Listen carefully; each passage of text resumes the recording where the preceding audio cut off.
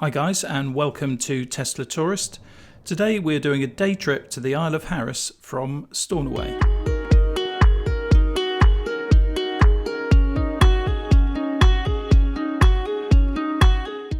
We start our journey in Stornoway as we head out past the entrance to the castle grounds and the Scalpay Hotel.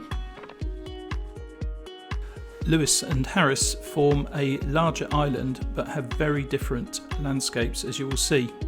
Uists is predominantly flat with expansive peatlands and moorlands, and the coastline is dotted with small sandy bays and dramatic cliffs in areas like Tolster and the Butt of Uists, as you can see in my last video.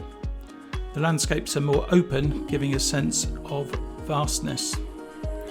The Isle of Harris is known for its mountainous terrain, particularly North Harris, where you will find Clisham, the highest peak that stands at 799 metres or 2,621 feet above sea level.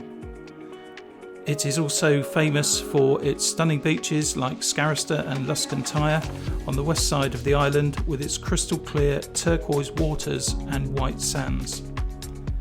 On the east coast you will find the Golden Road with its rugged rocky scenery and with its remote clusters of housing, in contrast with the west coast soft beaches.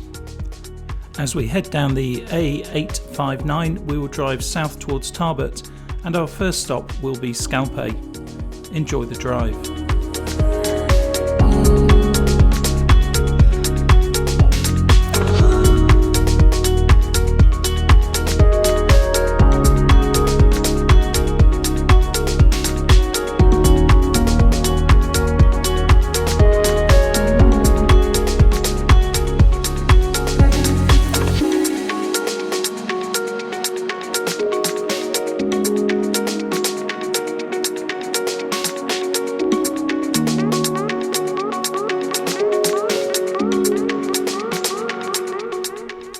The population of Harris is about 2,000 people, with roughly 700 of those living in Tarbert and a further 300 in Scalpay.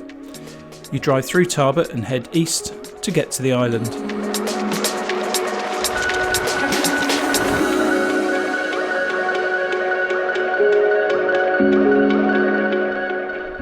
The bridge onto the island opened in 1998, and until then you would have had to get onto the island by boat. It is about 2.5 square miles in size, and there's also a circular walk that you can do around the island. As we cross the bridge we'll head down to the harbour.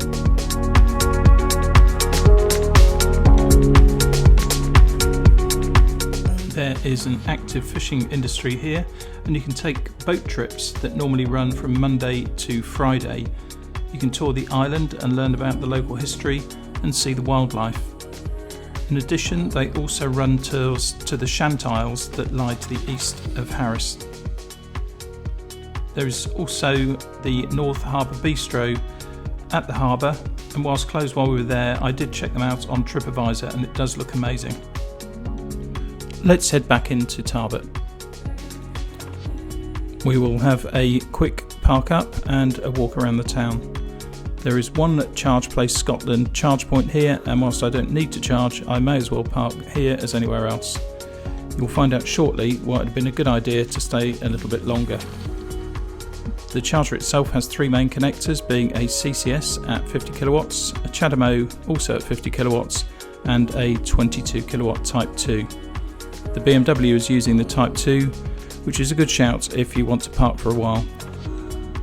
You will find everything you need in Tarbert, with a local grocery store, lots of accommodation including 2 hotels and some really good restaurants. There are also shops that sell Harris Tweed and the Isle of Harris Distillery that produces Harris Gin. Tarbert has one of the 3 main ferry terminals in Uists and Harris, the others being in Stornoway and at Leverburgh.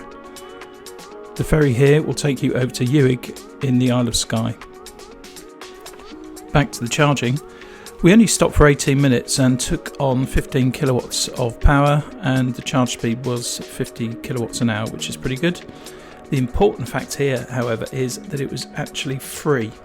Now that used to be the case for a lot of Charge Place Scotland chargers, and this must be one of the last ones, so maybe we should have stayed a little bit longer. One of the hotels is the Harris Hotel, where I'm going for lunch.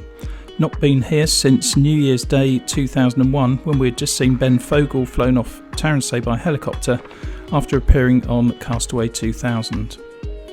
Anyway, back to a Coronation chicken sandwich, which was very nice. So, after a relaxing lunch, it's time to head south to the Golden Road.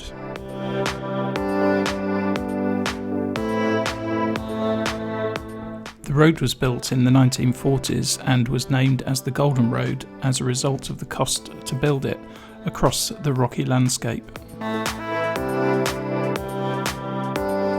It's a single track road that runs from the A859 just south of Tarbert for 21 miles to Rodal at the south of the island.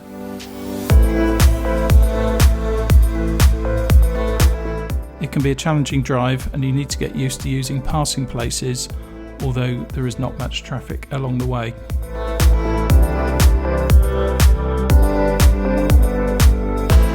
You will drive through remote communities who work on their crofts, maintain the fishing industry and weave the world famous Harris Tweed.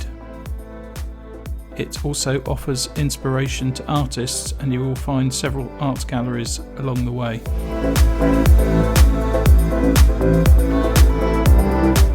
As the road winds its way through the rocky landscape, you will discover secluded lochs, coastal inlets and enjoy the stunning scenery.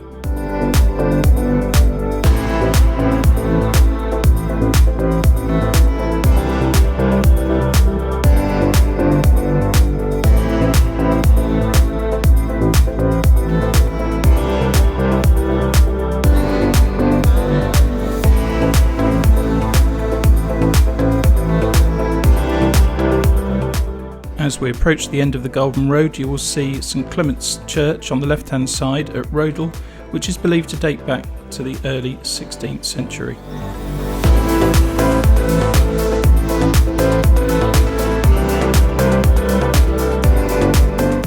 Our journey now will take us to Leverburgh, and then we'll follow the coastal road to Scarrister and then Luscantire.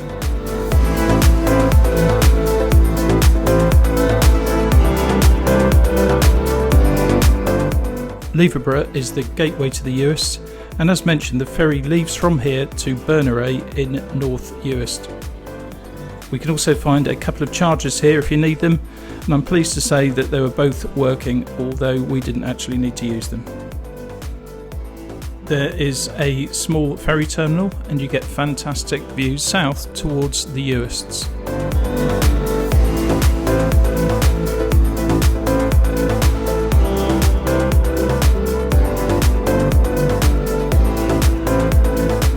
When you head west from here, you'll find the beautiful beaches of Scarrister and Luscantire, and also be able to spot some of the amazing properties that have been built with stunning views over the Atlantic.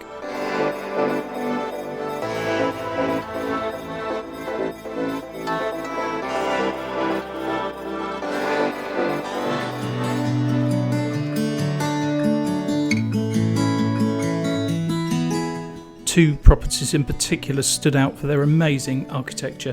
One looks like it is built into the rock face and the other is based on a broch. These are in fact rental properties.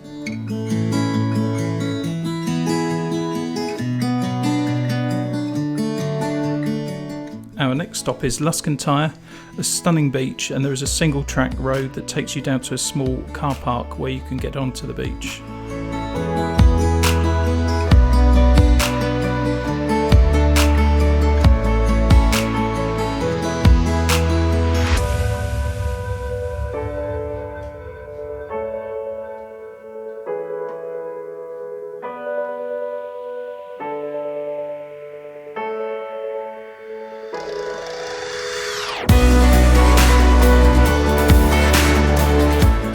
It's now time for us to head back to Stornoway, and I will leave our charging data at the end of the video.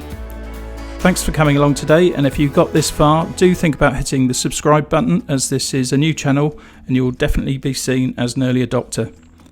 Catch you on the next one when we'll be heading back down south through Glencoe and Loch Lomond.